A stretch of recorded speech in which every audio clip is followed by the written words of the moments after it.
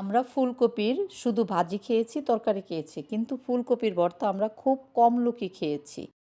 আসসালামু আলাইকুম, সুপ্রিয় দর্শক, কেমন আছেন? আলহামদুলিল্লাহ, আমিও ভালো আছি।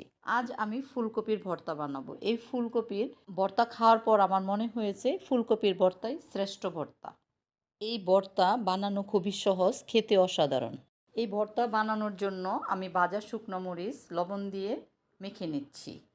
তারপর এর মধ্যে দিয়ে দিচ্ছি ভাজা পেঁয়াজ, রসুন ভাজা, সবগুলি একসাথে মিক্স করে নেব। তারপর এর মধ্যে দিয়ে দিব ভাজা আলু। এই ভাজা আলুটা আমি পেঁয়াজ মরিচের সাথে ভালো করে ম্যাশ করে নিব। ভালো করে ম্যাশ করে নেওয়ার পর এর মধ্যে দিয়ে দিব ভেজে রাখা ফুলকপি। এই ফুলকপিটা আমি সিদ্ধ করে ভেজে নিয়েছি। ফুলকপি আলু ভালো করে মিক্স করার পর এর মধ্যে দিয়ে দিব ভেজে রাখা টমেটো।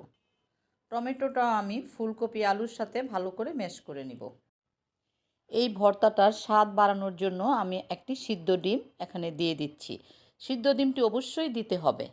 তারপর আমি এর মধ্যে দিয়ে দিব ধনেপাতা কুচি। সবগুলি উপকরণ একসাথে যখন মিক্স করে নিব, তারপর এর মধ্যে বেশি করে সরিষার তেল অবশ্যই দিতে হবে। সরিষার তেল দিলে ভর্তাটি খেতে অনেক টেস্ট হবে।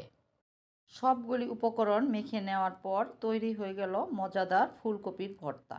এই ভর্তাটা দেখতে খুবই লোভনীয় মনে হচ্ছে। বাড়িতে একবার হলেও চেষ্টা করবেন। আমার এই ফুলকপির ভর্তা রেসিপিটি যদি আপনাদের ভালো লেগে থাকে তাহলে শেয়ার করে আমার পেজটি ফলো করে রাখবেন। আসসালামু আলাইকুম, আল্লাহ হাফেজ।